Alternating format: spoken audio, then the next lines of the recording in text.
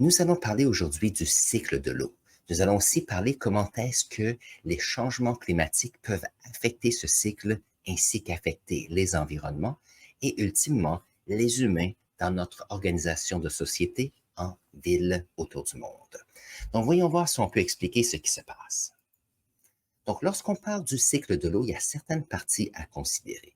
Bien sûr, il y a un composé chimique qui est important et c'est le fait qu'il y a de l'eau.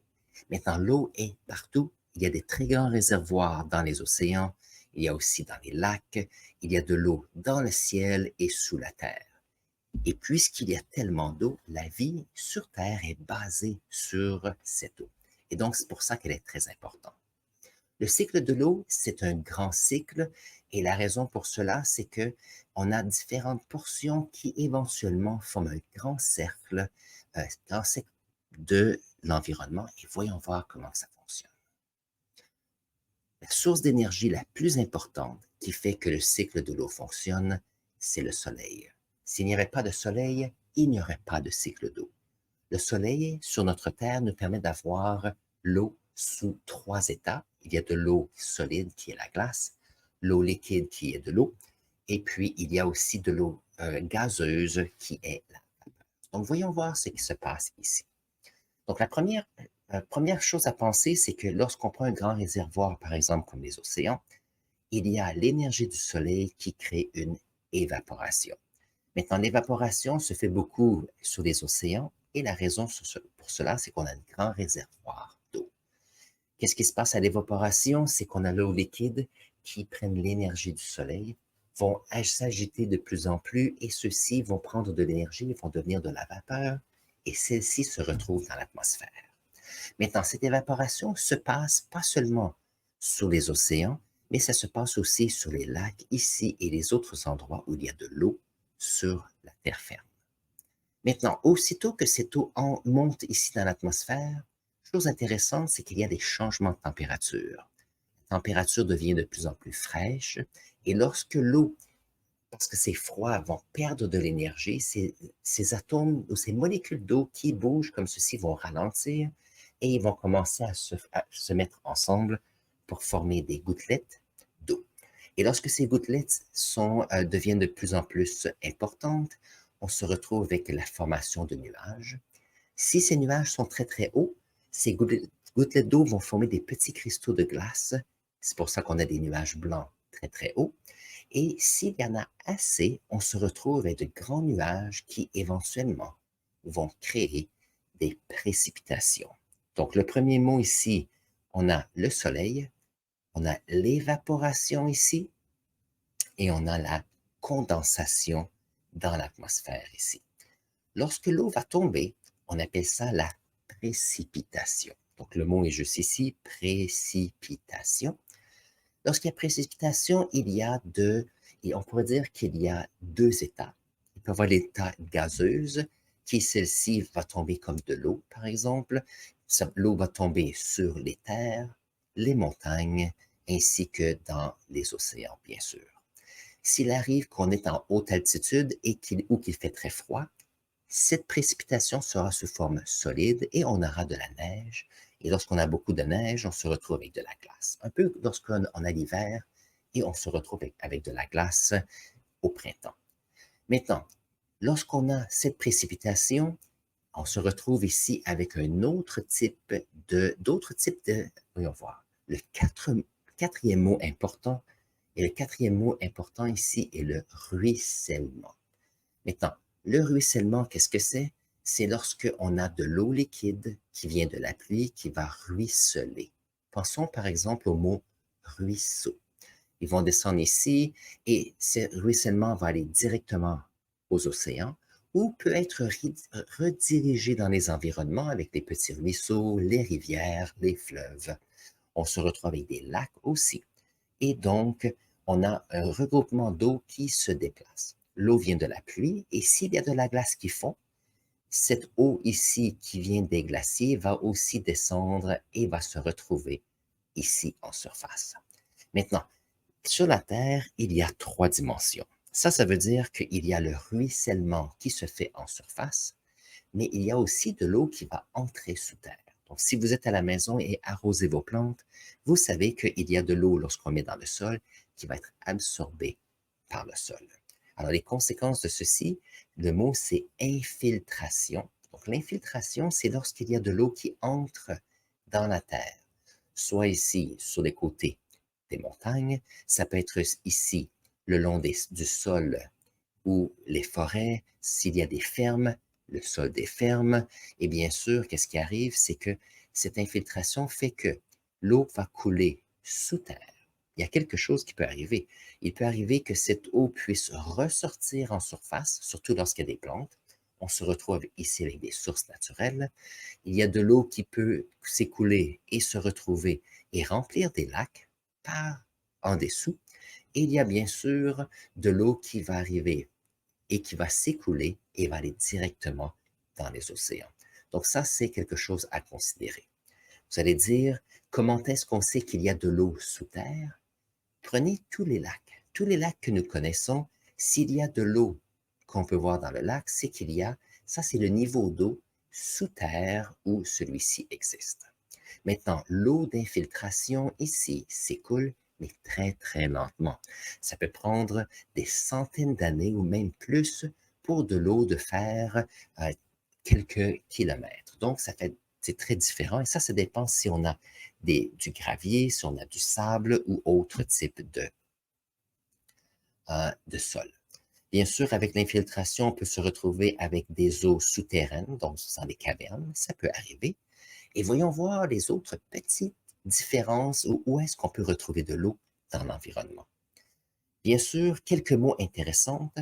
Il y a ici, si on se retrouve en montagne, lorsqu'on a ici de la glace et qu'il fait soleil, quelquefois la glace va s'évaporer. Donc, si on est ici l'hiver, on peut se retrouver avec de la glace sur la route. Il fait moins 10 degrés Celsius à l'extérieur. Et qu'est-ce qui arrive? C'est qu'on a une journée ensoleillée et les plaques de glace vont devenir de plus en plus petites. Vous allez me dire, comment est-ce que c'est possible s'il n'y a pas d'eau? C'est que la glace est faite d'eau sous forme solide et le soleil agite assez les molécules pour qu'ils passent de solide directement à gazeux. Donc ça peut arriver. Il y a bien sûr les plantes qui vont absorber l'eau. Donc, les plantes absorbent l'eau ici, mais puisque avec la photosynthèse, des fois, il y a de l'eau nécessaire juste pour faire circuler l'eau, il y a ce qu'on appelle la transpiration qui se fait par les arbres.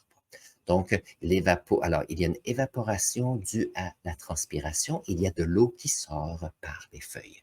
C'est pour ça que lorsqu'on a des jeunes, donc disons qu'on va en Amazone, où on a ici certaines jungles fantastiques et des forêts fantastiques en Afrique, en Indonésie, c'est très, très humide.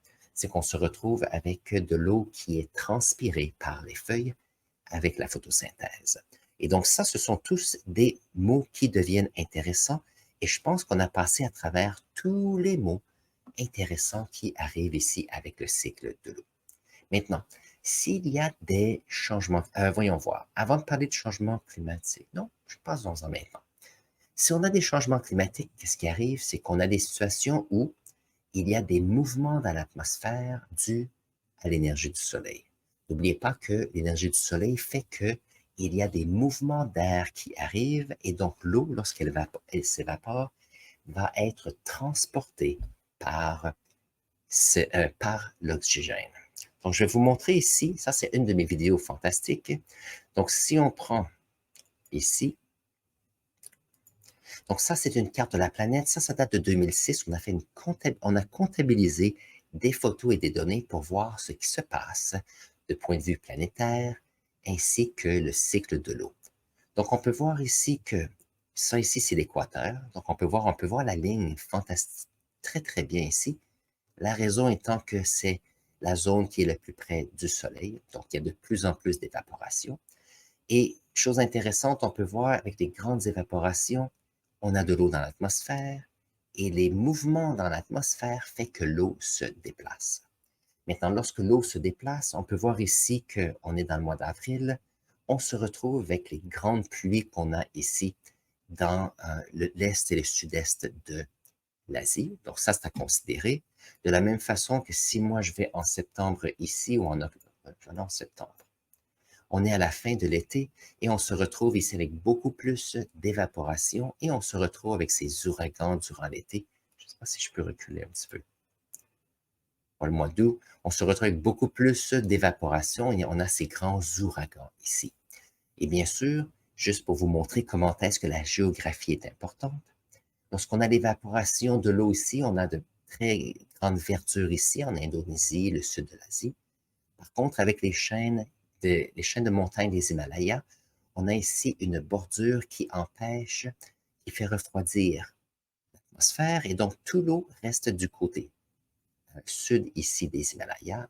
Donc, on se retrouve avec un endroit beaucoup plus sec sur le plateau ici en Chine. De la même façon que si on a beaucoup de précipitations ici, regardez comment est-ce qu'en général, il y a un mouvement vers l'ouest de l'atmosphère. On a des précipitations ici et donc, lorsqu'on arrive dans cette région-ci, il y a très peu ou pas d'eau dans l'atmosphère et donc pas de précipitations et on a donc ici des déserts comme le désert du Sahara. Lorsqu'on a des, des changements climatiques, ça veut dire qu'il y a dans l'atmosphère des changements de composition, par exemple du dioxyde de carbone, du méthane ou d'autres gaz à effet de serre. Et ça affecte la chaleur qu'il y a dans l'atmosphère, ça change comment est-ce qu'il y a d'évaporation, les précipitations aussi vont changer. Et c'est pour ça qu'il y a certains endroits où on va dire, oh, avant, on avait un endroit où on pouvait faire l'agriculture, mais maintenant, il y a beaucoup trop d'eau. Donc, les changements climatiques font qu'à certains endroits, il y aura beaucoup plus d'eau que nécessaire. Aussi, il y a certains endroits où c'était sec, il va faire beaucoup plus sec et on peut avoir une désertification. Mais aussi, l'inverse est possible. Il y a des endroits où peut-être qu'il y avait moins d'eau et maintenant il y aura plus d'eau. Il y a des endroits où il y avait beaucoup de fermes et maintenant il fait plus chaud. Et donc, il y a des changements climatiques. C'est que le cycle d'eau est affecté par les gaz à effet de serre dans notre atmosphère ici. Donc ça, c'est intéressant. De la même chose que si on pense en Europe, peut-être depuis 30 ans, tous les quelques années, on se retrouve avec de la neige à Paris ou à Londres, ce qui n'existait pas avant. Et nous, ici, près de Toronto, il n'y a eu presque pas de neige l'année passée. Je ne dis pas qu'il n'y aura plus jamais de neige, mais lorsqu'il y a des changements climatiques, ça veut dire qu'il y a des changements en ce qui concerne les précipitations, des changements en ce qui concerne la chaleur, en ce qui concerne l'évaporation, la précipitation, et ça affecte bien sûr tout le cycle de l'eau ici. Donc ça, c'est le point que je voulais mentionner, parce que lorsqu'on parle de cycle d'eau, c'est fantastique, mais il est affecté par ce que les humains peuvent faire. Et ça, c'est quelque chose à garder en tête.